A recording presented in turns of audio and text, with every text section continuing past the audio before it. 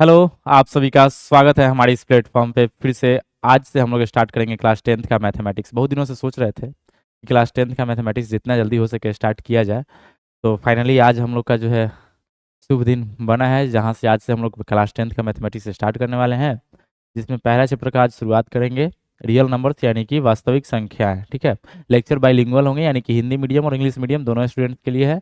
आप किसी भी बोर्ड से हैं, कोई मैटर नहीं करता है, सभी के लिए यूजफुल है ये भी क्लासेस। ठीक है। तो आज से हम लोग क्लास को स्टार्ट करते हैं। देखिए, मैथमेटिक्स को स्टार्ट करने से पहले ना एक बात समझ लीजिए कि अगर आप मैथ्स को अच्छे से समझना चाहते हैं तो पहले वाले स्टेप्स को बहुत अच्छे से समझ पाना बहुत ज़रूरी है, ताकि हम अगले स्टेप्स को आसानी से अपने से कैच कर सकें। ठीक है। अगर आप पहला स्टेप अच्छे से समझिएगा तो दूसरा स्टेप का आधा बात आपको पहले से दिमाग में क्लियर है।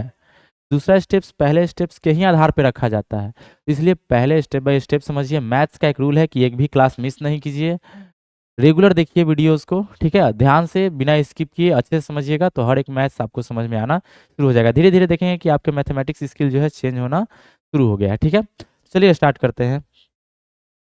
सबसे पहला जो टॉपिक है हमारे इस क्लास में, पहला चैप्टर का, वो है प्रमेय का लेमा। ये एक प्रूव्ड स्टेटमेंट होता है, सिद्ध किया हुआ कथन होता है, जिसका यूज हम अनदर स्टेटमेंट्स को प्रूव करने के लिए करते हैं। जैसे क्लास 9th में आप लोगों ने पढ़ा होगा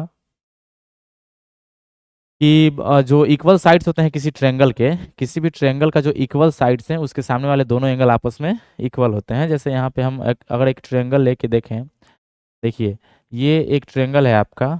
अगर हम कहें कि इसके दोनों साइड इक्वल है तो आप ऑटोमेटिक बोल दीजिएगा अच्छा ये इक्वल साइड्स हैं, तो इक्वल साइड्स के जो सामने वाले एंगल होते हैं वो इक्वल होते हैं। ठीक है, तो ये तो स्टेटमेंट ही है कि इक्वल साइड्स के सामने वाले इक्वल एंगल जो है इक्वल होंगे, ये स्टेटमेंट है। अब इस स्टेटमेंट का यूज करके हम लोगों ने तो बहुत कुछ प्रूफ किया था 9th क्लास में।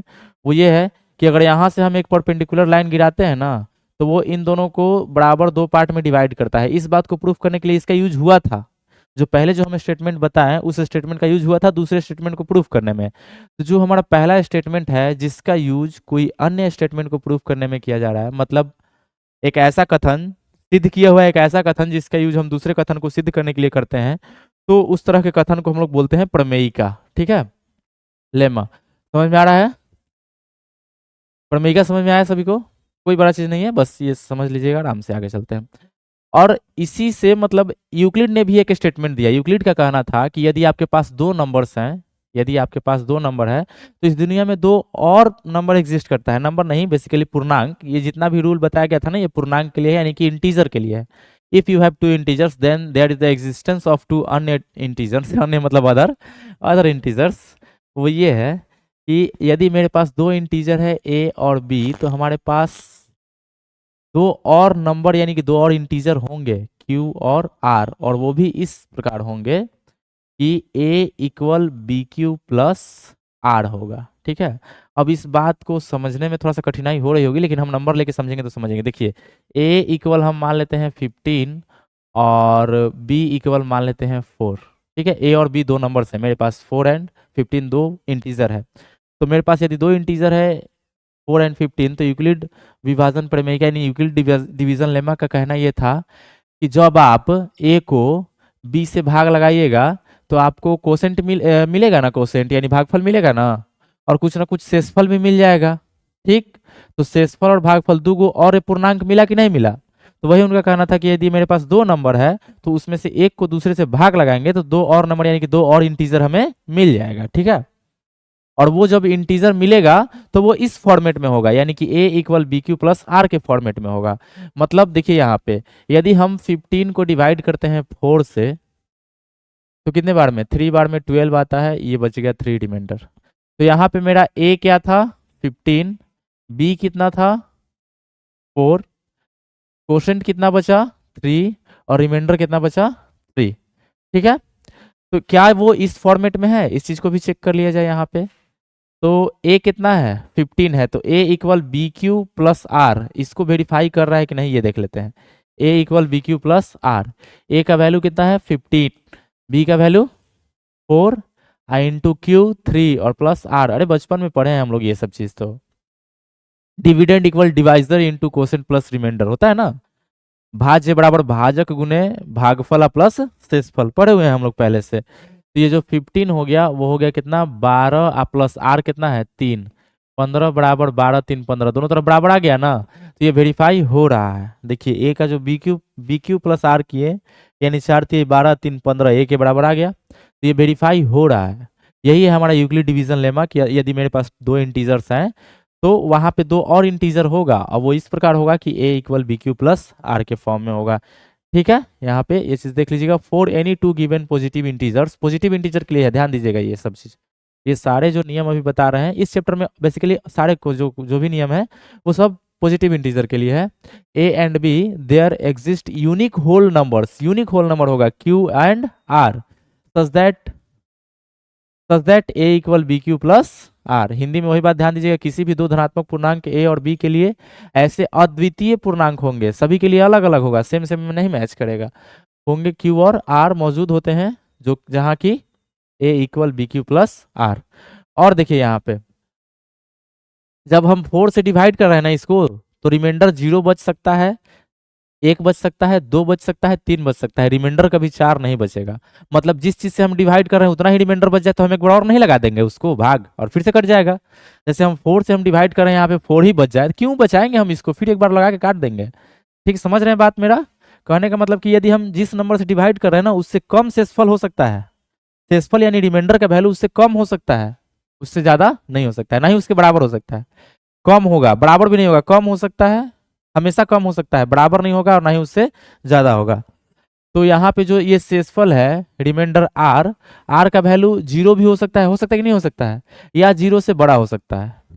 0 हो सकता था, 1 हो सकता था, 2 हो सकता था, 3 तो है ही, 4 नहीं हो सकता था, यानी कभी भी जिससे भाग दिया जा रहा है उसके बराबर कभी भी वैल्यू नहीं हो सकता है।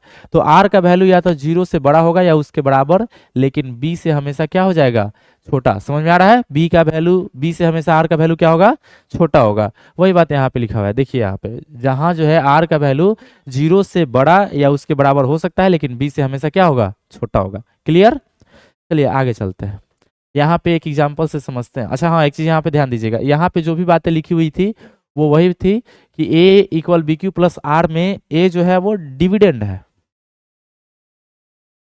ए क्या है, डिविडेंड। डिविडेंड को क्या बोलते हैं, अच्छा हिंदी में यहाँ पे लिख देते हैं, यहाँ ए भाज्य, डिविडेंड को भाज्य बोलते हैं, बी भाजक, क्यू भागफल, क्यू क्या है, भागफल, तथा आर शेषफल है, आर क्या है, शेषफल है। ठीक है, तो यहाँ पे फॉर्मूला क्या बनता है, भाज्य इक्वल भाजक गुना भागफल और प्लस शेषफल, प्लस में क्या आ जाएगा, शेषफल। ठीक है, इंग्लिश में लिखा हुआ था, हिंदी में नहीं था, तो हमने हिंदी में भी ऐड कर दिया। यहाँ पे ध्यान दीजिएगा कि कोई भी बच्चा छूट ना जाए, यहाँ पे हिंदी हो या इंग्लिश। ठीक है, भाजक, भाज्य को ही हम लोग क्या बोल देते हैं ए, भाजक को क्या बोल देते हैं बी, भागफल को क्यू और शेषफल को आर, और वही बन जाता है A equal B Q plus R. ठीक है, चलिए एक एग्जाम्पल से समझते हैं यहाँ पे।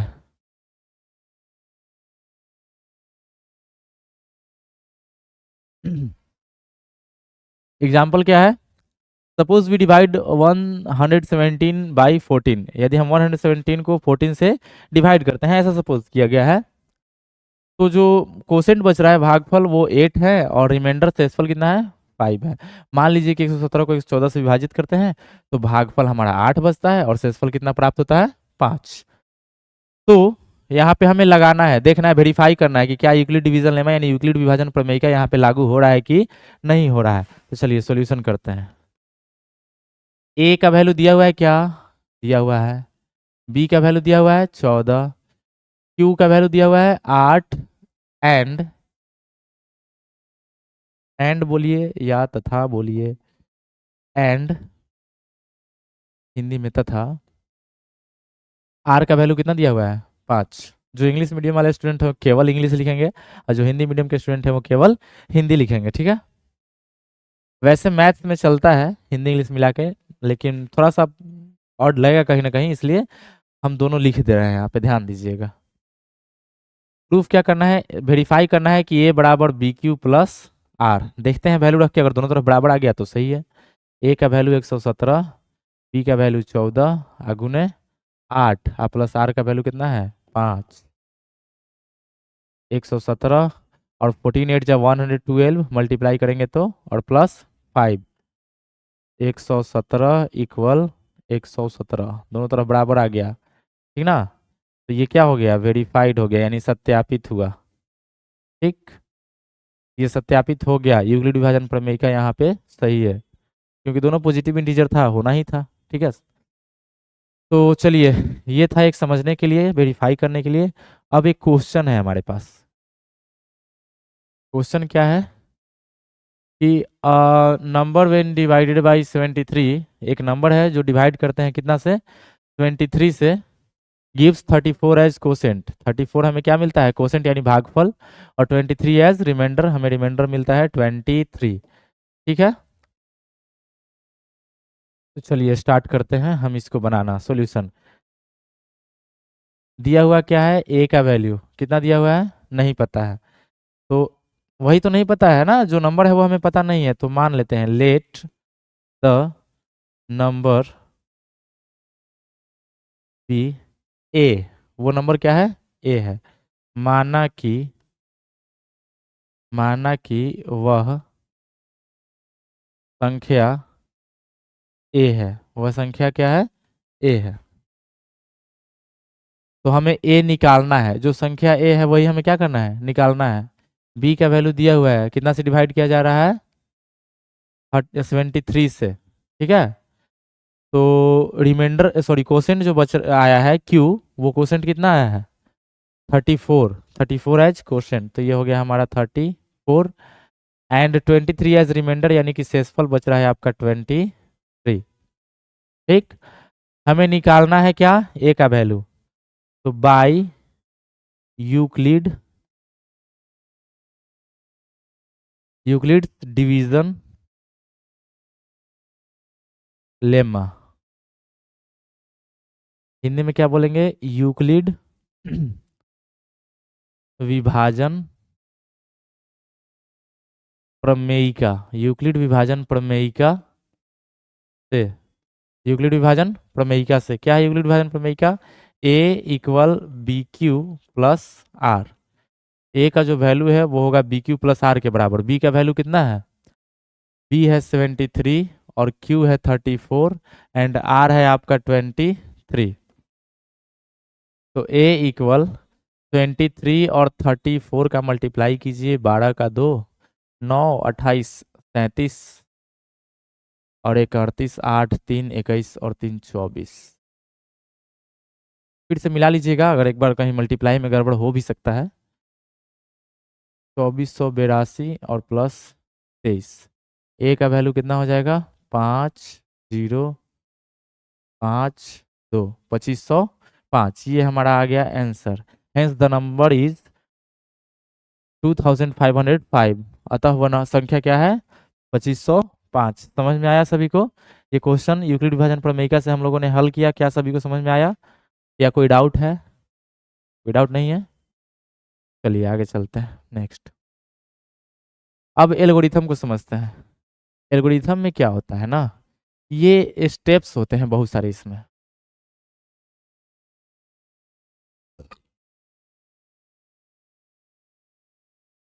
एल्गोरिथम जो है ये एक प्रोसेस है, कोई भी चीज़ का एल्गोरिथम है, आजकल यूट्यूब का भी एल्गोरिथम है। ये स्टेप्स फॉलो कीजिएगा तो आगे बढ़िएगा, नहीं तो पीछे रह जाइएगा। ठीक वैसे ही algorithm is a collection of some steps which helps to calculate something.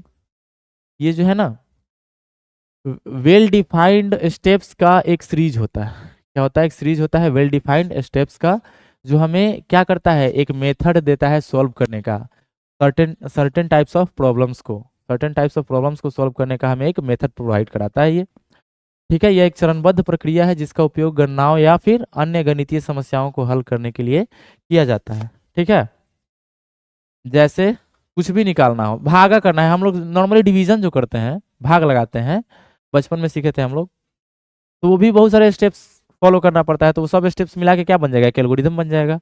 तो इसी तरह से बहुत सारे एल्गोरिथम मैथ्स में हम लोग पढ़ते हैं, जिसमें से एक एल्गोरिथम अभी हम लोग जस्ट पढ़ेंगे, वो है यूक्लिड डिवीजन एल्गोरिथम। ठीक है, यूक्लिड विभाजन प्रमेयिका या फिर यूक्लिड डिवीजन एल्गोरिथम, दोनों देखो एल्गोरिथम और प्रमेयिका दोनों एक दूसरे से मिलता जुलता शब्द है, और एक दूसरे के स्थान पे यूज भी होता है, लेकिन थोड़ा सा डिफरेंस है, इसलिए थोड़ा अलग रखा जाता है इसको। लेकिन यूज करने में कोई दिक्कत नहीं है। आप अगर प्रमेयिका की जगह पे एल्गोरिथम लिख भी देते हैं तो कोई बहुत बड़ा प्रॉब्लम होने वाला नहीं है, सही रहेगा, ठीक है, कोई दिक्कत नहीं होगा। अच्छा, ये यूक्लिड डिवीजन एल्गोरिथम जो है ना, इसके स्टेप्स को हम बाद में पढ़ लेंगे, पहले इस स्टेप्स को समझ लेते हैं, ठीक है। ये वो स्टेप 1 था और ये स्टेप 2 है, और नेक्स्ट जो है वो है स्टेप नंबर 3। 3 स्टेप्स में समझना है हम लोग को। 3 स्टेप्स में समझने से पहले हम इसको एक एग्जाम्पल से समझेंगे, ठीक है। किससे समझेंगे? एक एग्जाम्पल से। एग्जाम्पल से समझेंगे इस चीज को। तो इस एग्जाम्पल समझने से पहले आप पहले ये तो जान लो कि यूक्लिड डिवीजन एल्गोरिथम था किससे रिलेटेड, ठीक ना। यूक्लिड डिवीजन एल्गोरिथम जो था वो किस चीज से रिलेटेड था, पहले उसको समझना बहुत जरूरी है। तो अगर देखा जाए तो यहाँ पे जो यूक्लिड डिवीजन एल्गोरिथम है वो है process to find HCF, process to find HCF, ठीक ना। HCF ज्ञात करने की प्रक्रिया, ज्ञात करने की प्रक्रिया, ठीक है।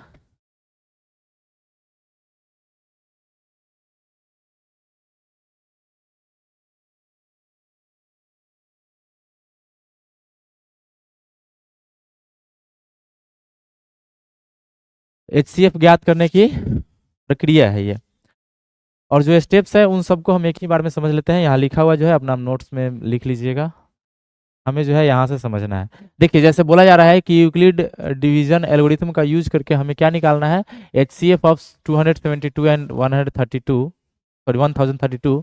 इसका जो HCF निकालने का प्रोसेस हम अभी जो बताएंगे ना, वही प्रोसेस ही हमारा क्या हो जाएगा, आंसर हो जाएगा। तो इस प्रोसेस को समझते हैं। हमारे पास 2 नंबर है, एक है 1032 और एक है नंबर 272, यही दोनों नंबर है, ठीक है। तो हमें क्या करना है ना, सबसे पहले जो इसमें बड़ा नंबर है उसको छोटा से डिवाइड करना है। बड़े नंबर को छोटा से क्या करना है, डिवाइड करना है। बड़े नंबर को छोटे नंबर से डिवाइड कर देना है, सिंपल।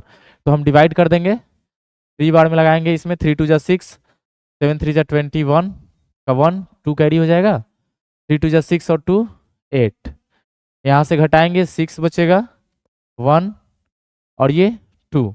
ये फर्स्ट स्टेप हो गया। अब देखो, इतना को ही एक स्टेप बना गया है, इतना को ही क्या बना दिया गया है, स्टेप 1, स्टेप 1, ठीक। हम स्टेप 1 में क्या किए हैं, डिवाइडिंग 132 बाई 272। यहाँ पे हम पहले ही लिख देंगे बाई यूक्लिड डिवीजन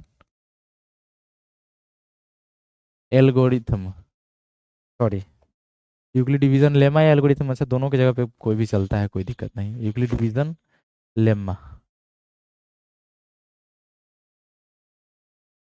यूक्लिड विभाजन प्रमेयिका, प्रमेयिका से, यूक्लिड विभाजन प्रमेयिका से हम क्या करने वाले हैं, भाग लगाने वाले हैं। किसमें, 1032 में, कितना से, 272 से, यानी कि 1032 1032 में 272 से भाग देने पर, 1032 में 272 से भाग देते हैं। तो पहला स्टेप्स क्या आता है यूक्लिड डिवीजन लेमा से, कि 1032 बराबर हम क्या लिख सकते हैं, B, A equal B Q plus R होता है ना, A equal B Q plus are.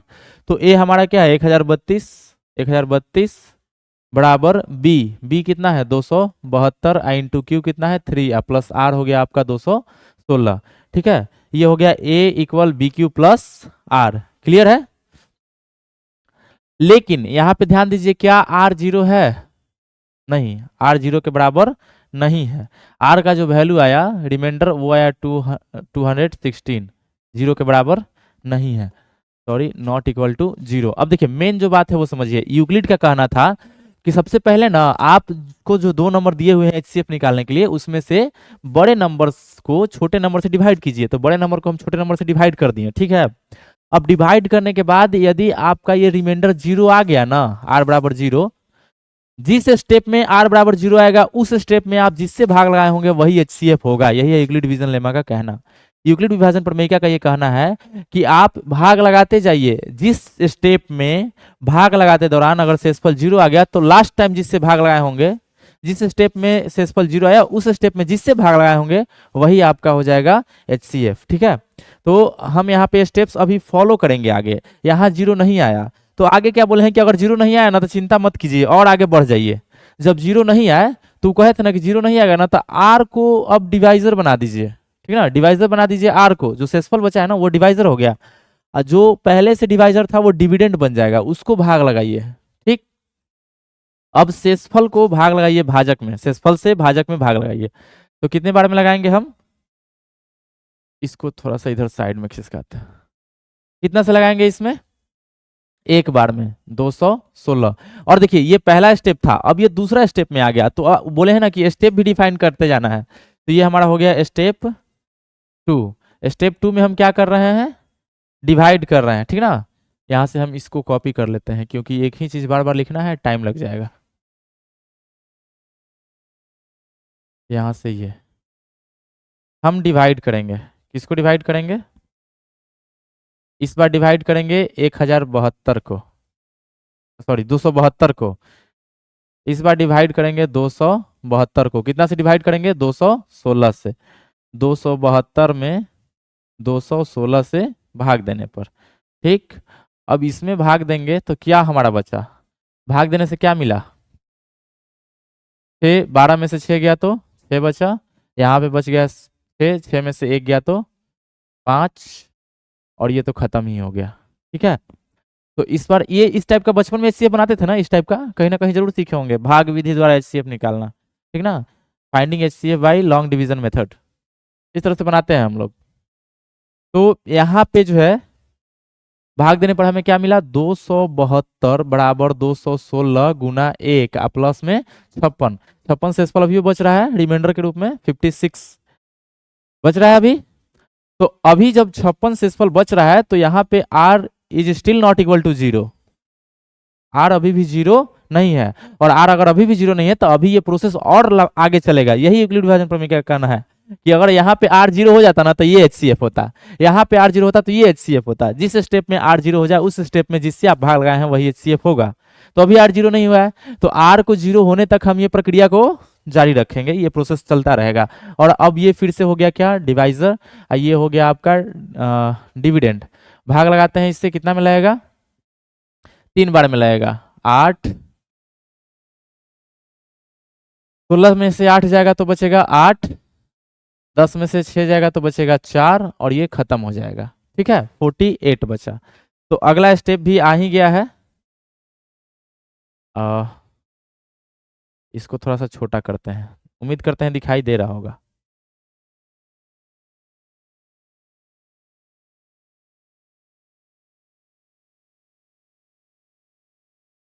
ये ऐसे, ठीक है, दिखाई दे रहा होगा, कोई दिक्कत अभी नहीं है। अब हम लोग क्या करेंगे, फिर से वही काम करेंगे, इसको कॉपी करेंगे स्टेप 3 के लिए। स्टेप 3, अच्छा हम कॉपी इसलिए करें क्योंकि हमें एक बार हिंदी में लिखना पड़ेगा फिर एक बार इंग्लिश में। आप लोग जो है एक ही लिखिएगा, या तो अपना हिंदी मीडियम के होंगे तो हिंदी, नहीं तो इंग्लिश, जो भी है। स्टेप 3, स्टेप 3 में हम क्या करेंगे, डिवाइड करेंगे किसको, इस बार जो है हमें डिवाइड करना है 216 को, कितना से, 56 से। ठीक है, हम लोग को डिवाइड करना है 216 को, 216 को कितना से, 56 से। तो जैसे ही डिवाइड करेंगे हम तो हमारा क्या आएगा, भागफल आएगा 3 और शेषफल आएगा 48। तो 216 इक्वल 56 इंटू 3 और plus 48। Still r is not equal to 0, अभी भी r 0 के बराबर नहीं है। तो ये प्रोसेस अभी भी हम नहीं रोकेंगे, r अभी भी 0 आया नहीं आया, तो ये प्रोसेस और आगे जाएगा। अब 48 को डिवाइड करेंगे, कितना, 48 से डिवाइड करेंगे किसमें, 56 में, कितने बार में, एक बार में, कितना आ जाएगा 48। यहाँ पे बचा कितना, 6 और 2 8, यहाँ पे रिमाइंडर कितना बच रहा है, 8, और ये कट जाएगा। तो हमारा यहीं पे डिफाइन होता है स्टेप 4। स्टेप 4 में हम क्या कर रहे हैं, डिवाइड ही कर रहे हैं। इस बार कितना से किसको डिवाइड कर रहे हैं, इस बार हम डिवाइड कर रहे हैं 56 को, इस बार हम डिवाइड कर रहे हैं 56 को कितना से, 48 से।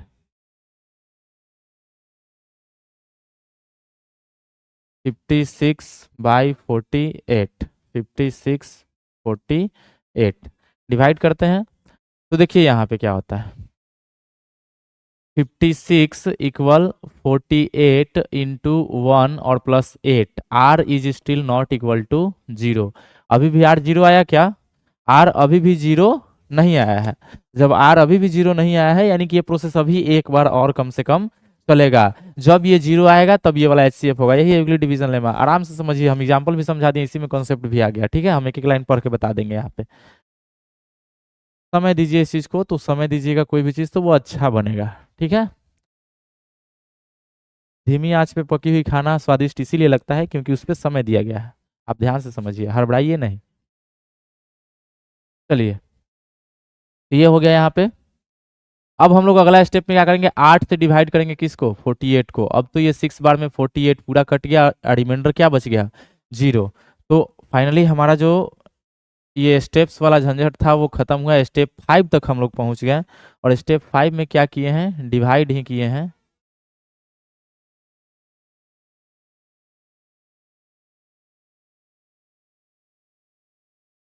यहां से इसको, एक मिनट, हमें तो बस इतना ही चाहिए था ना, ये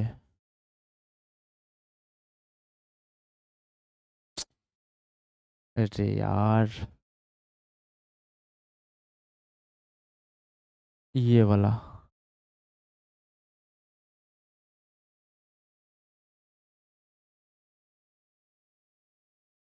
ये ठीक है। यहां से डिवाइड करते हैं कितना से, 48 में डिवाइड करेंगे हम 8 से, डिवाइडिंग 48/8, 48 में 8 से भाग देने पर, तो 48 में 8 से भाग देंगे तो 48 equal 8 into 6 plus 0, here R is equal to 0। अब जैसे ही आर 0 आया, हम लास्ट टाइम किससे भाग आए थे, 8 से, वही हमारा क्या हो जाएगा, HCF। तो हेंस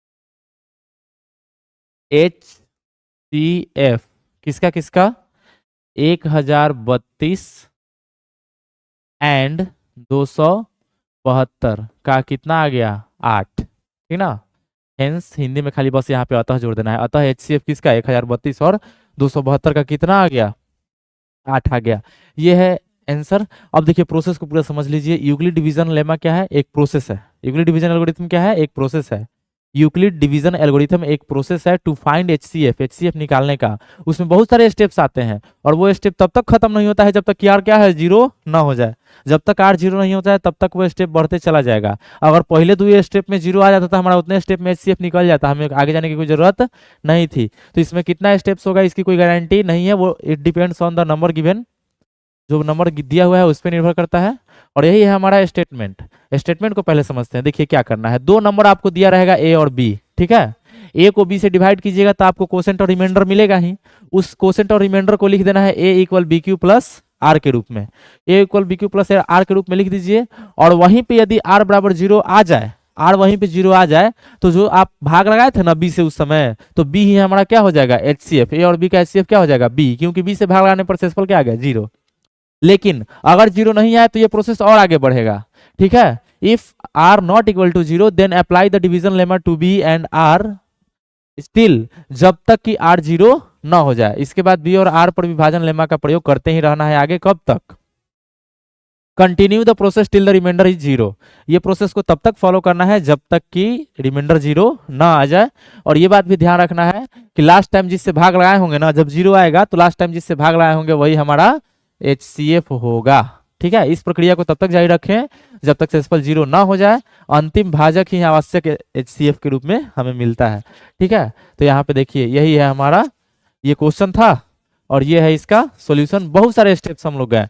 ये हमारा इक्वेशन फर्स्ट है और ये इक्वेशन 2 हो जाएगा, ये इक्वेशन 3 हो गया, 3 step.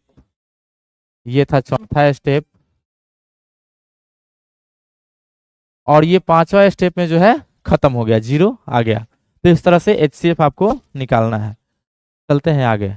Use Euclid division algorithm to find HCF of 196 and एक क्वेश्चन हम और बना देते हैं इस टाइप का, ठीक है, ताकि आप लोगों का फिर से एक रिवीजन हो जाए। क्वेश्चन क्या है, हमें HCF फाइंड करना है, किसका किसका, 196 एंड 38,220। नए पेज में चलते हैं।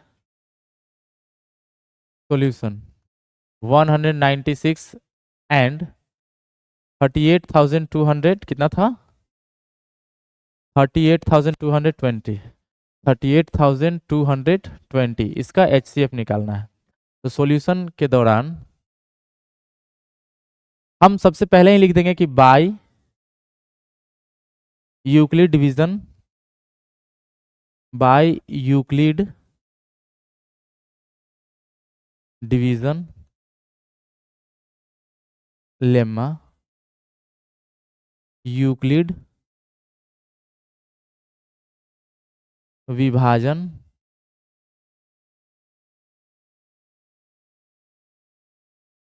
प्रमेयिका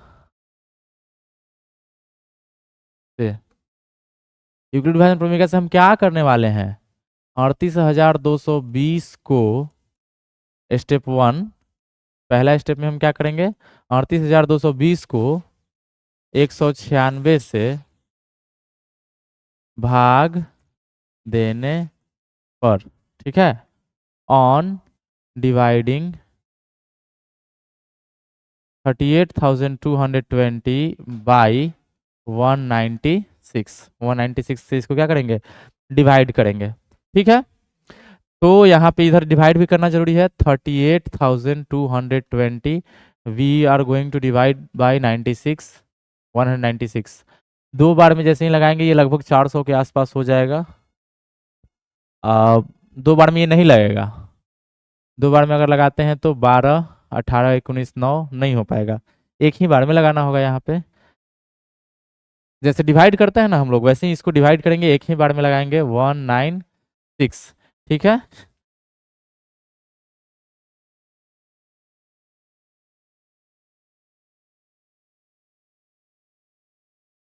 हाँ यहाँ पे जो है एक बार में लगाएंगे, ये 12 हो जाएगा 6, यहाँ 7, 117, 17 में से 9 घटाएंगे हम, 17 में से 9 घटाएंगे तो क्या बचेगा वहां पे 8। ठीक है, यहाँ 2 बचा हुआ है, 2 में से 1 जाएगा तो 1 बचेगा, 186।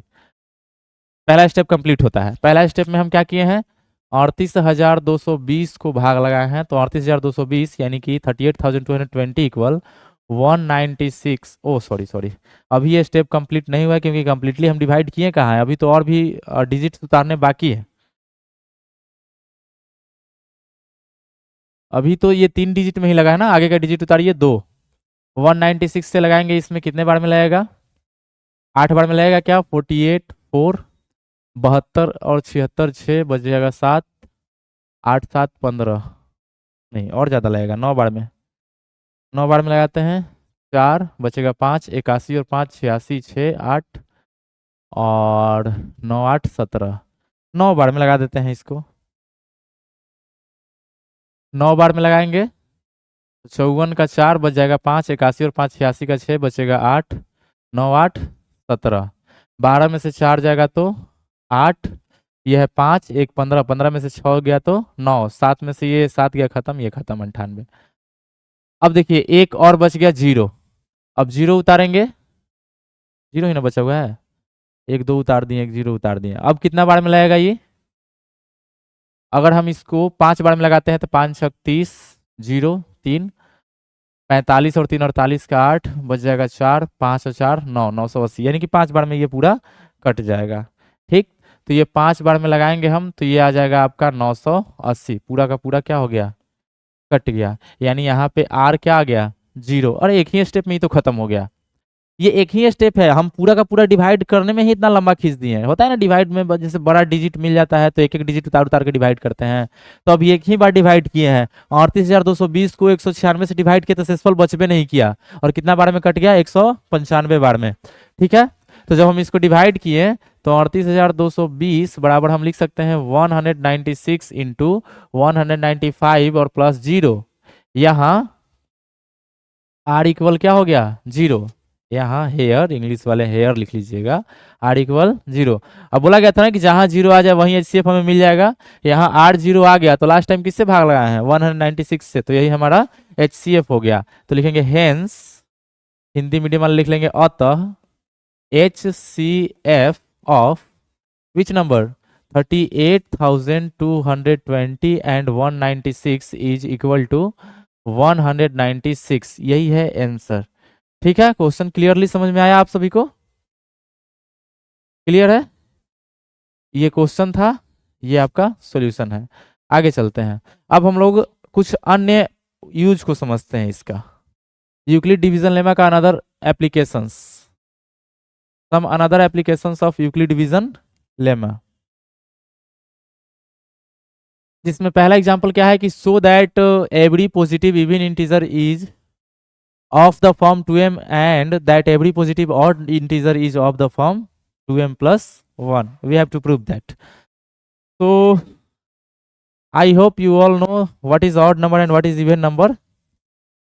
कोई भी अगर odd इवन नंबर है तो उसको 2 से डिवाइड करने पर ना रिमाइंडर जो है 0 बचेगा। क्लियर है, सभी को पता है ये बात कि अगर कोई भी इवन नंबर होगा तो उसको हम 2 से डिवाइड करेंगे तो रिमाइंडर क्या बचना चाहिए, 0। और कोई अगर ऑड नंबर है और 2 से डिवाइड करेंगे ना तो उसका रिमाइंडर हर हाल में क्या बचना चाहिए, 1। 2 से डिवाइड करने पर ऑड नंबर के लिए रिमाइंडर 1 होते हैं और इवन नंबर के लिए रिमाइंडर 0 होते हैं। 2 से भाग देने पर सम संख्या के लिए भागफल 0 और विषम संख्या के लिए भागफल 1 होता है। क्लियर है सभी को। तो ये बात अगर समझ में आ रहा है तो आसानी से हम इस चीज को समझ सकते हैं। हमें प्रूफ क्या करना है कि जो ऑड नंबर है ना, ऑड नंबर वो 2m plus 1 के फॉर्म में होगा और जो इवन नंबर है, इवन नंबर वो हो जाएगा आपका 2m के फॉर्म में। तो हम सबसे पहले कोई भी एक नंबर ले लेते हैं। अब एक एक नंबर पे वेरीफाई तो कर नहीं सकते, हमें प्रूफ करना है, वेरीफाई नहीं करना है। अगर वेरीफाई करना हो और लिमिटेड वैल्यू दिया हुआ है, जैसे कि चेक करके बताइए कि सम ऑड इवन नंबर्स 1 से 10 तक के बीच में, जैसे कि 2, 4, 6 और 8 ये सब 2m के रूप में है, और 1, 3, 5, 7, 9 ये सब 2m plus 1 के रूप में है। अगर इतना ही वैल्यू फिक्स करके दे तो हम तो 4-5 स्टेप में कर सकते हैं, लेकिन नंबर तो इन्फिनिट है, इन्फिनाइट नंबर्स है हमारे पास। तो अगर हम शुरू से लास्ट तक चेक करते चले तो चेक ही करते रह जाएंगे। तो कोई एक नंबर हम मान लेते हैं, let A B positive, let A B a positive integer, positive integer. हम नहीं जानते हैं कि ए जो है पॉजिटिव इंटीजर है वो ऑड नंबर है या इवन नंबर है, बस हम लोग ए को मान लिए हैं क्या, पॉजिटिव इंटीजर। ठीक है, माना कि ए कोई धनात्मक पूर्णांक है, और हम ये बात नहीं जानते हैं कि ये जो धनात्मक पूर्णांक है ये सम संख्या है या विषम संख्या है। ठीक है, चलिए हम डिवाइड करेंगे, डिवाइडिंग ए बाई 2। ए को हम 2 से क्या करेंगे, भाग लगाएंगे। ठीक है, ए को 2 से भाग देने पर, ए को अगर हम 2 से भाग देंगे, अगर हम ए को भाग लगाते हैं 2 से तो यहाँ पे 2 संभावनाएं बन सकती है। यदि ए ऑड नंबर होगा, यदि ए क्या होगा, ऑड नंबर होगा तो रिमाइंडर 1 बच जाएगा, और यदि ए इवन नंबर है तो रिमाइंडर 0 बचेगा। इसी बात को उल्टा समझते हैं, अगर रिमाइंडर 0 बचता है तो ए पक्का इवन नंबर होगा, और रिमाइंडर 1 बचता है तो ए जो है ऑड नंबर होगा। क्लियर है सभी को।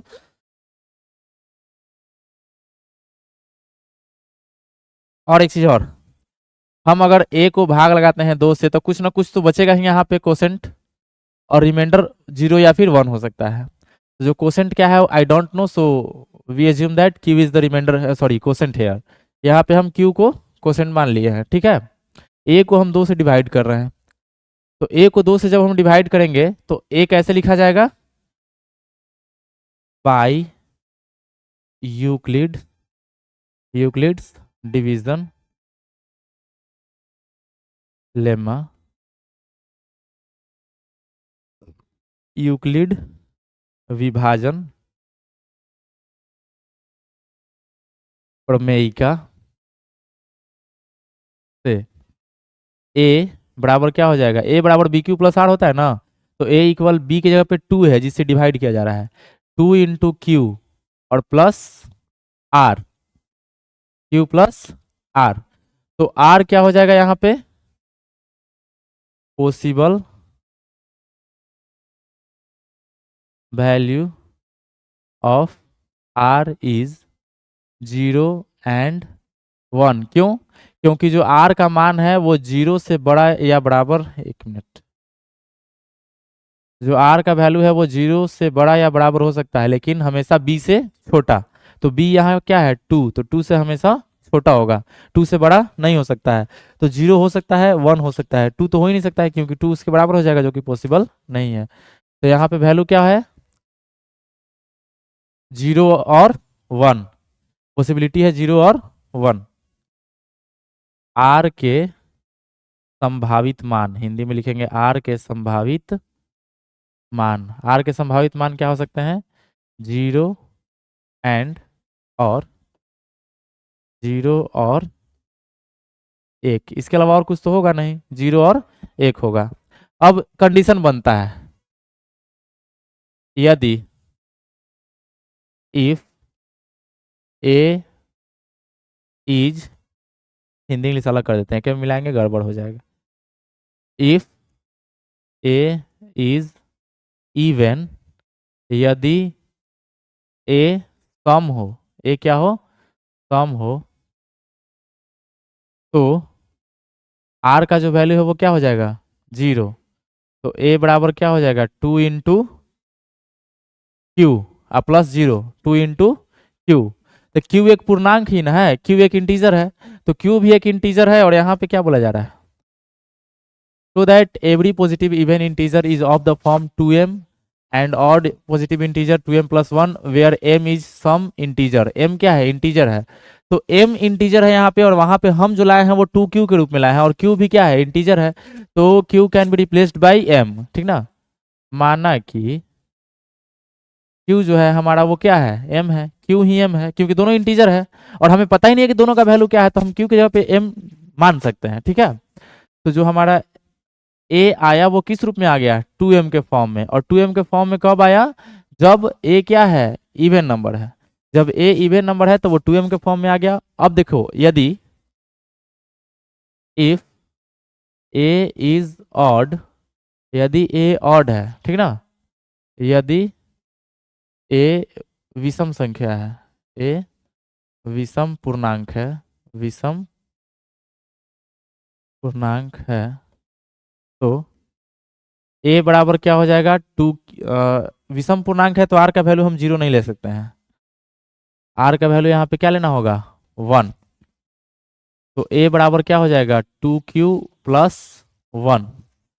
यहाँ पे भी हम q को क्या मान लेंगे, m, तो a बराबर हो गया आपका 2m प्लस 1, ठीक है। और ये कब, जब ये विषम यानी कि ऑड हो तब। तो ऑड के कंडीशन में 2m प्लस 1 हो गया, और इवन के कंडीशन में 2m, केवल 2m, ठीक है। तो यहाँ से क्लियर होता है कि कोई भी पॉजिटिव इंटीजर यदि वो ऑड नंबर है, कोई भी पॉजिटिव इंटीजर यदि वो ऑड नंबर है तो वो लिखा जाएगा किस फॉर्म में, 2 इंटू कोई भी पूर्णांक, 2 इंटू कोई भी पूर्णांक, 2 इंटू कोई भी पूर्णांक और प्लस में ऑड है तो 1, 2 इंटू कोई भी पूर्णांक प्लस में 1। ये फॉर्मेट हो गया किसका, ऑड नंबर का, ऑड पॉजिटिव इंटीजर का फॉर्मेट हो गया 2 इंटू कोई भी पूर्णांक प्लस 1।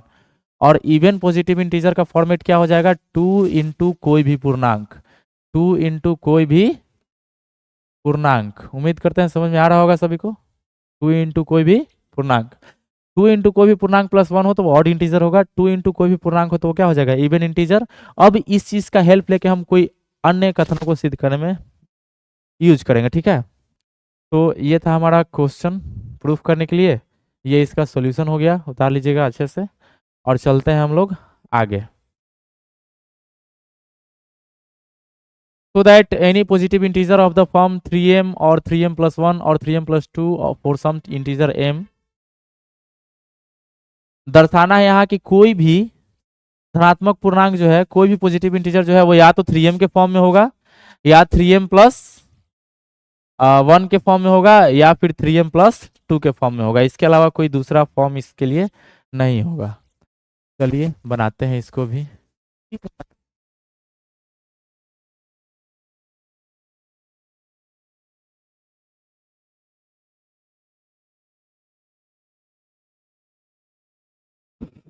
अगले पेज पे सॉल्यूशन करते हैं इसका। बोला जा रहा है ना यहाँ पे कि ऑड इवन यहाँ पे नहीं कहा गया है, बोला जा रहा है कि कोई भी इंटीजर है इस दुनिया का, कोई भी इंटीजर पॉजिटिव इंटीजर वो या तो 3m के रूप में होगा, या 3m प्लस 1 के रूप में होगा, या 3m प्लस 2 के रूप में होगा। इसके अलावा और कोई दूसरा रूप इसमें नहीं होगा। ठीक, सॉल्यूशन करते हैं इसका। वही बात, let A B a positive integer, positive integer, माना कि ए कोई धनात्मक पूर्णांक है, ए कोई धनात्मक पूर्णांक है, ए को ऑन डिवाइडिंग ए बाई 3, ए को हम कितना से डिवाइड करेंगे, 3 से, ए को 3 से भाग देने पर, ए को कितना से भाग देंगे, 3 से, ए को 3 से भाग देने पर by Euclid's division, Euclid's division lemma, ठीक ना, यूक्लिड विभाजन प्रमेयिका, यूक्लिड विभाजन प्रमेयिका से, by using Euclid division lemma, Euclid विभाजन प्रमेयिका से जो हमारा ए होगा वो 3 इंटू कोई भी तो पूर्णांक होगा। अगर हम 3 से ए को डिवाइड करेंगे तो कोई भी तो इंटीजर यहाँ पे आएगा क्वोशेंट के रूप में, तो जो इंटीजर आएगा वो हम एम मान लेते हैं, क्योंकि क्वेश्चन में भी तो बोला गया है कि एम इज सर्टेन इंटीजर, जहाँ एम क्या है, कोई इंटीजर है। तो यहाँ पे हम मान लेते हैं कि चलो एम ही आएगा, ठीक है। डिवाइड करने पर क्या आएगा क्वोशेंट के रूप में, एम, 3m और प्लस कुछ ना कुछ यहाँ पे रिमाइंडर भी आएगा, जिसे हम क्या डिनोट कर देते हैं, आर, वेयर वेयर आर का जो वैल्यू है, आर का जो मान है वो 0 से बड़ा या बराबर होगा, किंतु बी से हमेशा छोटा, तो बी कितना है, 3, 3 से हमेशा क्या होगा, छोटा होगा, ठीक है। इसको इक्वेशन 1 मान लेते हैं।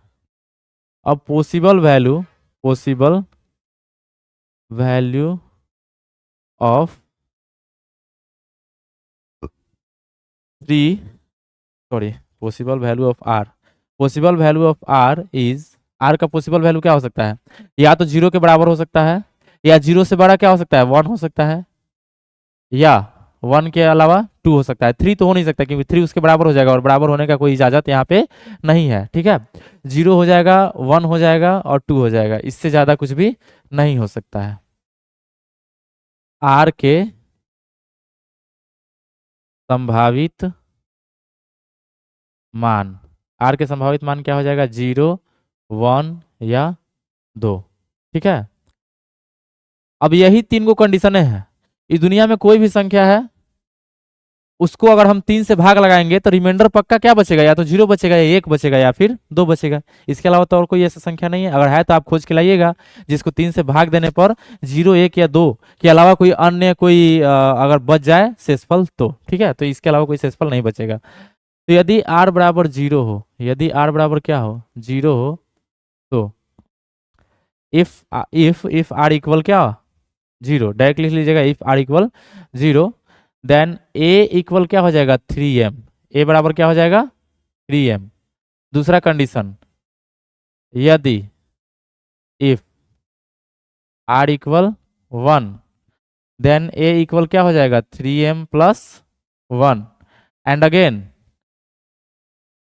यदि if r equal 2, then a equal 3m plus 2। इसके अलावा और कोई ऑप्शन है क्या, या तो 3m के रूप में होगा, या 3m प्लस 1 के रूप में होगा, या फिर 3m प्लस 2 के रूप में होगा। इसके अलावा और कोई ऑप्शन नहीं है। तो इस दुनिया का कोई भी जो है इंटीजर है उसे 3m या 3m प्लस 1 या 3m प्लस 2 के रूप में लिखा जा सकता है, जहां m कोई भी इंटीजर हो सकता है। थोड़ा सा एक वेरिफिकेशन यहाँ पे देखा जाए, जैसे मेरा मन कर रहा है कि हम एक 8 संख्या लिखें, एक 12 लिख देते हैं, और एक लिख देते हैं 16। 3 गो संख्या यहाँ पे लिखे हैं, 3 नंबर्स। अब जो है 8 को लिखना है, तो 8 बराबर क्या ऐसे लिखा जा सकता है, 3 × 2 + 2। तो ये m है, ध्यान दीजिएगा, ये 3m + 2 का फॉर्मेट आया। 12 के बारे में क्या बोल सकते हो आप, 12 बराबर 3 × 4 प्लस 0। ये देखो, ये 3m का फॉर्मेट आ गया, इसमें 0 ऐड करना है। 3m का फॉर्मेट आया कि नहीं आया, ये m की जगह पे क्या है, यहाँ पे 4। 16 को कैसे लिखोगे, 3 × 5 + 1, ये m है, तो ये हो गया 3m + 1 का फॉर्मेट। तो 3m, 3m + 1 और 3m + 2 के रूप में होता है। क्लियर है, कोई भी नंबर जो है 3m, 3m + 1 और 3m + 2 के रूप में होगा इस दुनिया का। ये प्रूफ है इसका। चलिए हम आगे चलते हैं। यहाँ से हमारा प्रश्नावली शुरू होता है, ठीक है। एनसीईआरटी प्रश्नावली, हम आप लोगों को बहुत अच्छे से ये चैप्टर समझाने की कोशिश किए हैं। अब ये एनसीईआरटी जो प्रश्नावली है ना, उसको बनाने का हमारा समय आ गया है। तो हम ये तो बनाने से रहे, क्योंकि आप लोगों को सिखा दिए हैं, तो ये अब आप लोग बनाइएगा। HCF निकालिएगा इसका और इसका, तो ये आपका HW है, ठीक है। HW मिलेगा पहला, क्लियर है। नेक्स्ट देखिए अगला,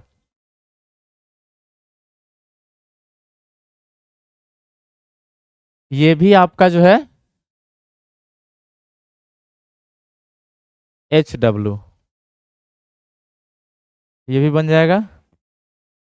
देख लीजिए, यहां से नोट कर लीजिएगा, 196 38,220। ये नेक्स्ट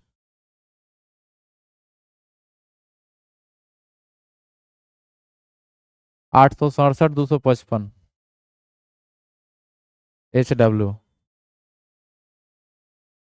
आगे,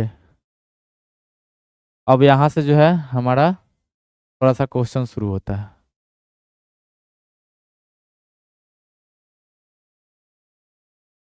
ठीक है। तो यहाँ से हम क्वेश्चन इसको बनाते हैं, ठीक ना। ये HW हम नहीं दे सकते हैं, थोड़ा इसको हम समझा देते हैं, आप लोग बना लीजिएगा। और इसके अलावा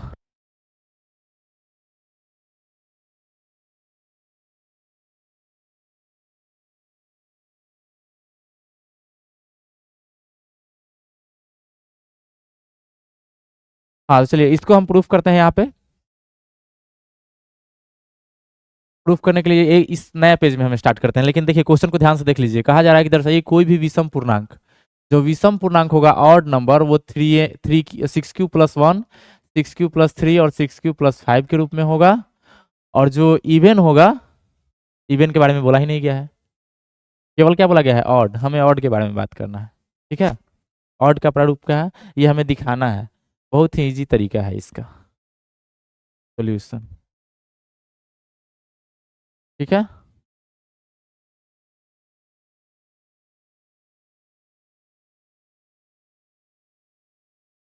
late A B a positive integer, positive integer, माना कि ए कोई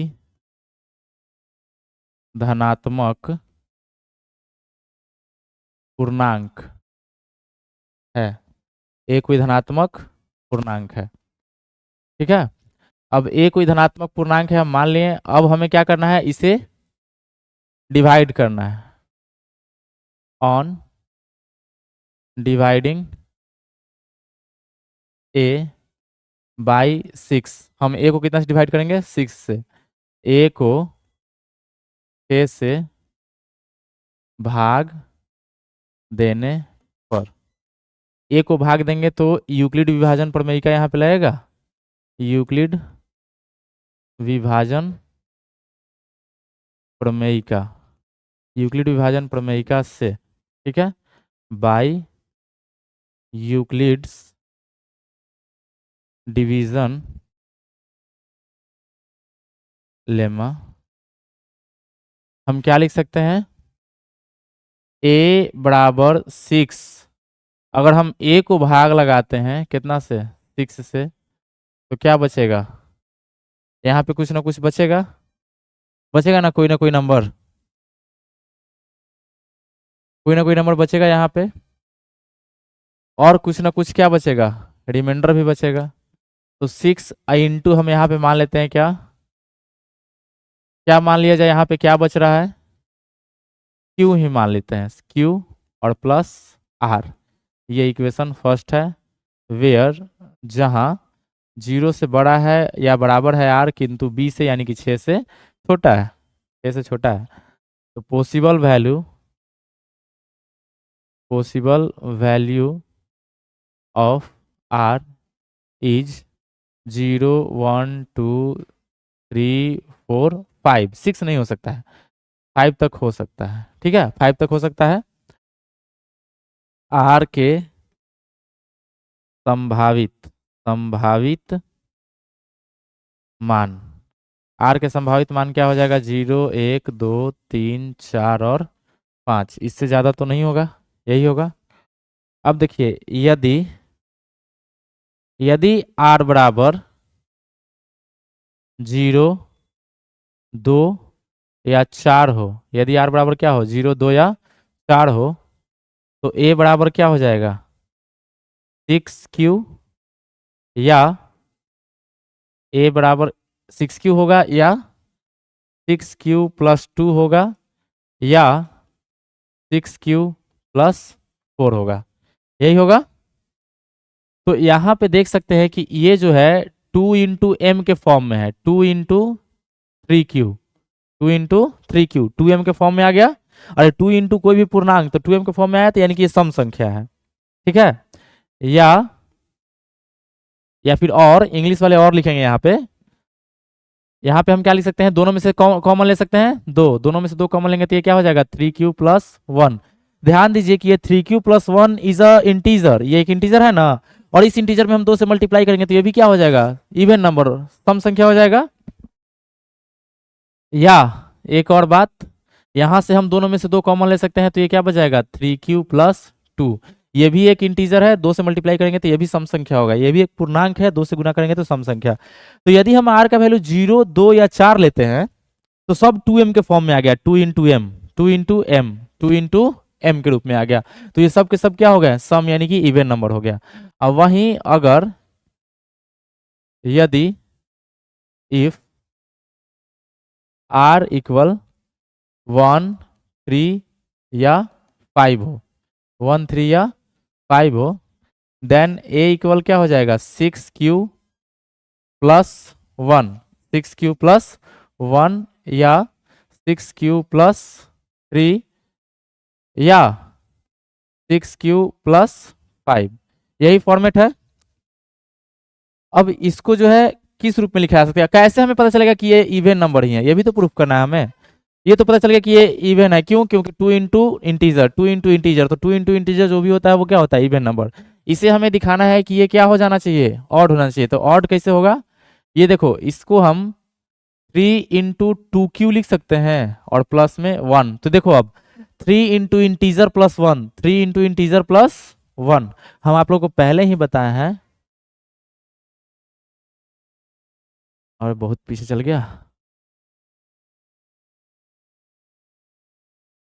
हाँ ये बताया है कि अगर वो ऑड इंटीजर होगा तो 2 × कोई भी इंटीजर प्लस 1 होगा, और अगर इवन होगा तो 2 इंटू कोई भी इंटीजर हो जाएगा। ठीक है, ये बता चुके हैं पहले ही, इसलिए इसका हेल्प यहाँ पे हम ले रहे हैं।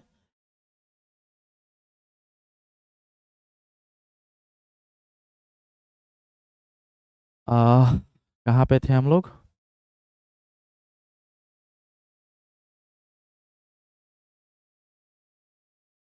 यहाँ पे। हाँ, तो ये हो गया 3 इंटू इंटीजर +1, ऑड नंबर है। या यहाँ पे देखिए, हम इसको थोड़ा सा चेंज कर रहे हैं, 6 क्यू +2 +1 लिख रहे हैं। 6 क्यू +2 +1 लिखा जा सकता है। 3 को 2 + 1 लिखने में कोई दिक्कत नहीं है। या 6 क्यू +4 +1 ऐसे भी लिखने में, 5 को भी 4 + 1 लिखने में कोई प्रॉब्लम नहीं है। यानी फाइनली जो हमारा ए का फॉर्मेट आ रहा है वो आ रहा है 3 × 2 क्यू +1। या अब देखिए यहाँ से जो है दोनों में से हम कॉमन ले सकते हैं। ओ एक मिनट एक मिनट, हमें यहाँ पे 3 कॉमन लेने से फायदा नहीं होगा, 2 कॉमन लेना चाहिए यहाँ से। 2 × 3 क्यू लिखेंगे, 2 × 3 क्यू, तो ये हो जाएगा 2 × 3 क्यू।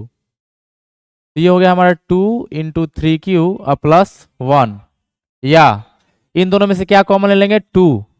2 × 3 क्यू +1 और +1 अलग। ध्यान दीजिएगा, ये तो कुल एक को इंटीजर हुआ ना, ये तो एगो इंटीजर है। 2 इंटू ये वाला इंटीजर इवन है, लेकिन +1 ऐड होने से क्या हो गया, ऑड। ठीक ऐसे ही सेम टू सेम इसमें अगर बात की जाए तो दोनों में से कॉमन लेंगे 2, तो ये हो जाएगा 3 क्यू +2 आई इंटू प्लस में 1। It is also integer. 3 Q +2 एक इंटीजर ही है जिसे हम 2 से मल्टीप्लाई किए और +1 किए, तो ये क्या हो जाएगा, ऑड इंटीजर। तो यहाँ पे पता चल रहा है, यहाँ पे स्पष्ट हो गया, hence 6 Q +1, 6 Q +3 and 6 Q +5 are the form of odd positive integers. Odd positive integers. ठीक है, अतः 6 क्यू +1, 6 क्यू +3 तथा 6 क्यू +5 विषम पूर्णांक का प्रारूप प्रारूप है। ठीक है, तो ये हो गया आपका प्रूफ इसका। चलिए आगे चलते हैं। यहाँ पे जो है ये तीसरा क्वेश्चन में कुछ नहीं करना है, बस हमें HCF निकालना है। क्या करना है, आप लोग को HCF निकाल देना है और कुछ नहीं करना है। इसको हम थोड़ा सा HW के लिए छोड़ेंगे। किसी परेड में 616 सदस्यों वाली एक सेना, ठीक है, को 32 सदस्यों वाली एक आर्मी बैंड के पीछे मार्च करना है। तो अच्छा ध्यान दीजिए, हमें क्या करना है, एक ऐसा नंबर में रो बनाना है, ऐसे नंबर में रो बनाने हैं ना जिसमें आगे कुछ सैनिक चल रहे हैं, पीछे से जाके उसी में मैच कर जाना चाहिए। तो एक ऐसा नंबर होना चाहिए जो दोनों को पूरा पूरा काट दे, और ऐसा होता है HCF। ऐसा किसमें होता है, HCF। तो इसको जो है HCF निकाल के सॉल्व करना है, और ये आपका जो है HW है। ठीक है, HCF निकाल के सॉल्व करना है, और ये आपका क्या है, HW है। अपने से बनाइएगा आप इसको। चलते हैं नेक्स्ट अगले क्वेश्चन की ओर।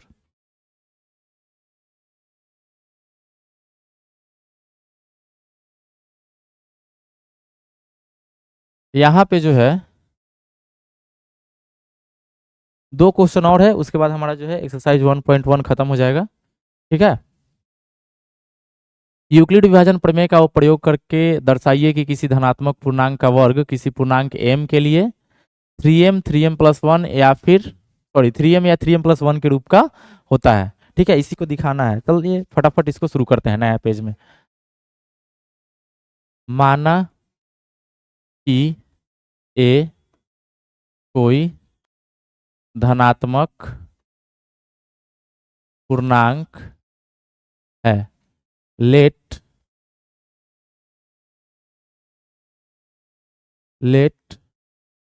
a be a positive integer. A क्या है, कोई भी पॉजिटिव इंटीजर है। अब हम इसको डिवाइड करेंगे। ठीक है, ऑन डिवाइडिंग ए बाई 3। ए को हिंदी वाले लिखेंगे, ए को 3 से, ए को 3 से भाग देने पर, ए को क्या करना है, 3 से भाग देना है। ठीक है, ए को 3 से भाग देने पर, ए को 3 से भाग देते हैं हम लोग, तो by Euclid, Euclid division lemma, by Euclid division lemma, Euclid विभाजन प्रमेयिका से ए बराबर 3 इंटू क्यू प्लस आर हो जाएगा, नहीं हो जाएगा, ए बराबर 3 क्यू प्लस आर, क्योंकि 3 से डिवाइड करेंगे तो कुछ क्वोशेंट बचेगा और कुछ रिमाइंडर बचेंगे। ये हो गया हमारा इक्वेशन फर्स्ट, वेयर, जहां, इक्वेशन फर्स्ट इसको नहीं बनाएंगे, स्क्वायर करके ही बनाते हैं, जहां जो आर का वैल्यू है, आर का जो वैल्यू है वो 0 से बड़ा या बराबर किंतु 3 से छोटा, क्योंकि बी के रूप में यहाँ पे 3 है ना, तो 3 से छोटा होना चाहिए।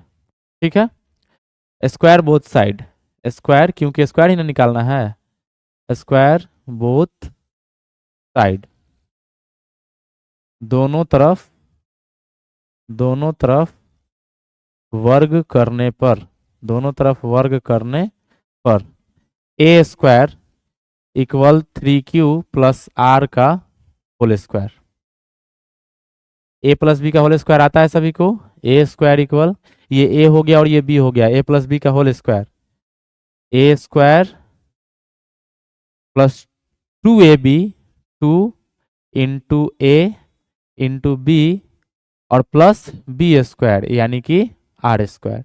ये हो गया हमारा इक्वेशन फर्स्ट। ठीक है, अब पॉसिबल वैल्यू, पॉसिबल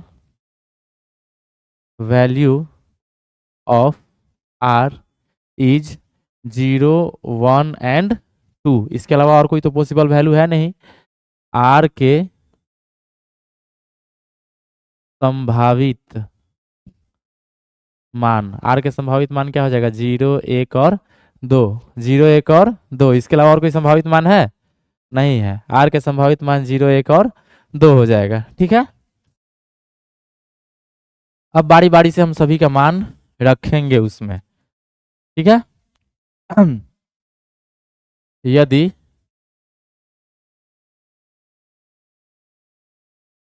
यदि इफ आर इक्वल 0, ठीक है, आर बराबर क्या हो, 0 हो, तो ए बराबर क्या हो जाएगा आपका, ए स्क्वायर बराबर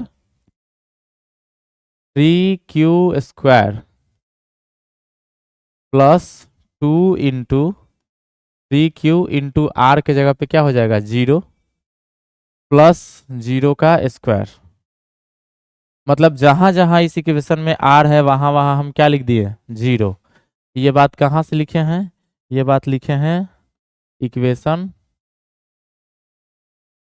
फर्स्ट से, इक्वेशन फर्स्ट से। ठीक है, तो हमारा जो ए स्क्वायर है वो आ गया 9Q स्क्वायर, ये 0 हो गया और ये भी 0, 0 से गुना करेंगे खत्म, ये भी 0 से खत्म हो जाएगा।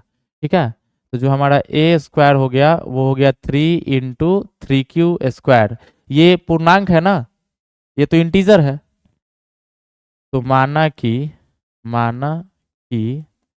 3Q स्क्वायर बराबर m कोई पूर्णांक। ठीक है, तो इस कंडीशन में a बराबर क्या हो जाएगा, 3m, ए स्क्वायर बराबर क्या आ गया, 3m, तो किसी नंबर का स्क्वायर 3m के रूप में होगा कब, जब r का वैल्यू क्या हो, 0 हो।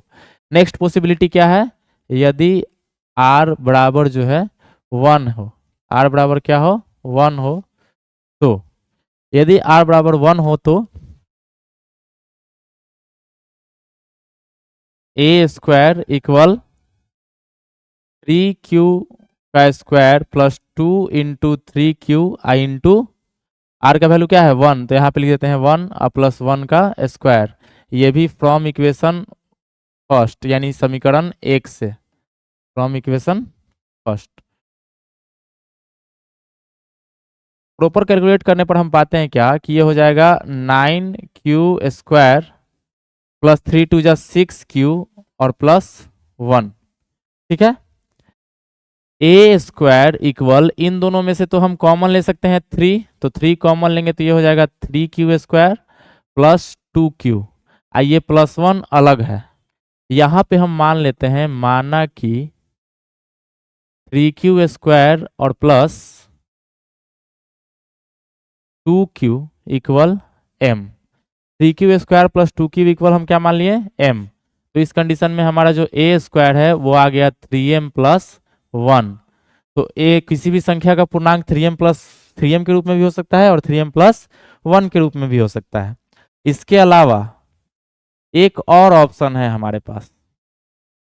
अगला क्या है, इधर से देखिए, यदि r बराबर क्या हो 2 हो, r बराबर 2 हो, तो a स्क्वायर बराबर 3q का square plus 2 into 3q into 2।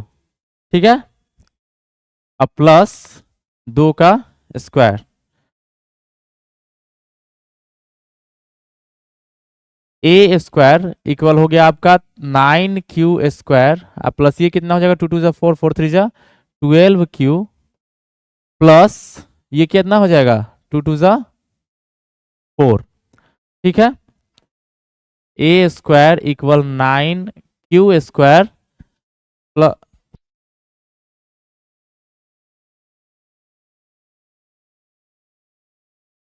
तो यहां से जो है प्लस 12q प्लस इसको 3 और प्लस 1 के रूप में ब्रेक डाउन कर देते हैं ताकि इन तीनों में से 3 कॉमन ले सके। अब ए स्क्वायर इक्वल, इन तीनों में से हम क्या कॉमन ले लिए 3, तो ये हो जाएगा 3q² प्लस 4q और प्लस 1। आइए अलग, अब देखो इतना सारा एक ही इंटीजर है, इसे हम m मान लेते हैं। माना कि 3q² plus 4q plus 1 equal m, then A square equal क्या हो जाएगा 3m प्लस 1। ठीक है, तो हमारे पास r का जो वैल्यू था वो 3 पॉसिबिलिटी था, या तो 0 या फिर 1 या फिर 2। 3 पॉसिबिलिटी 0 1 एंड 2, और तीनों पॉसिबिलिटी में हम देख रहे हैं कि या तो 3m के रूप में आया या 3m प्लस 1 के रूप में आया। तो यहाँ से पता चला है कि कोई भी पॉजिटिव इंटीजर का जो स्क्वायर होगा वो या तो 3m के रूप में होगा या फिर 3m प्लस 1 के रूप में होगा। यहाँ से जो है ये क्वेश्चन को खत्म कर दिए हम लोग, और ये जो लास्ट क्वेश्चन बच रहा है, ये समय बहुत ज़्यादा हो गया है, वीडियो बहुत ज़्यादा लंबा हम करना नहीं चाहते हैं, इसलिए इसको हम आप लोगों को होमवर्क देते हैं। बन जाए तो अच्छी बात है, और नहीं बने ना तो एक बार कमेंट बॉक्स में जरूर लिख देना सब कि ये क्वेश्चन नहीं बना है सर। हम अगले वीडियो में जो क्लासेस थोड़ा सा छोटा होंगे उसमें इसको कवर करने का हम जरूर कोशिश करेंगे। ये क्वेश्चन भी बहुत अच्छा है, इसको बनाइएगा। और इसी के साथ जो है हमारा जो क्लास 10th का पहला चैप्टर है वास्तविक संख्या का फर्स्ट पार्ट, रियल नंबर का जो फर्स्ट पार्ट है 1.1 ओल्ड एनसीईआरटी के अकॉर्डिंग, देखिए न्यू एनसीईआरटी के अकॉर्डिंग इसलिए नहीं बता रहे हैं क्योंकि न्यू एनसीईआरटी में क्वेश्चंस को कम किया गया है, बढ़ाया नहीं गया है। तो हम कम क्यों बताएं, सोच रहे हैं कि टोटल पढ़ा दिया जाए, बाकी आप लोग बना लीजिएगा, कोई दिक्कत नहीं है। क्वेश्चन कम किया गया है, तो अकॉर्डिंग टू ओल्ड एनसीईआरटी 1.1 जो है वो हमारा क्या हो गया, कंप्लीट हो गया। अकॉर्डिंग टू ओल्ड एनसीईआरटी, ठीक है। नया वाला करना ही, नया वाला में तो और क्वेश्चन कम है, नया वाला तो 1.1 और 1.2 मिला के एक ही को दिया हुआ है। तो according to old NCERT 1.1 has been completed. और जो भी पढ़ाई हुआ है इसको अच्छे से नोट्स बना के सारे क्वेश्चन को सोल्यूशन करके रिवीजन करते रहिएगा। लास्ट तक बने रहने के लिए बहुत बहुत धन्यवाद। अगर अंत तक बने रहिएगा तो लास्ट में आप भी हमको धन्यवाद दे के ही जाइएगा, क्योंकि सारी चीज़ें क्लियर हो जाएगी। रेगुलर पढ़ाई करना बहुत जरूरी है। मैथमेटिक्स का एक ही रूल है, किसी प्रकार का कोई डिस्टर्बेंस नहीं, कोई जो है अब्सेंटी नहीं चाहिए। Consistency makes a man perfect, बोलते practice makes a man perfect. तो साथ में एक चीज़ और ऐड कर लीजिएगा, कंसिस्टेंसी, वो भी बहुत जरूरी है। See you in the next class, bye bye.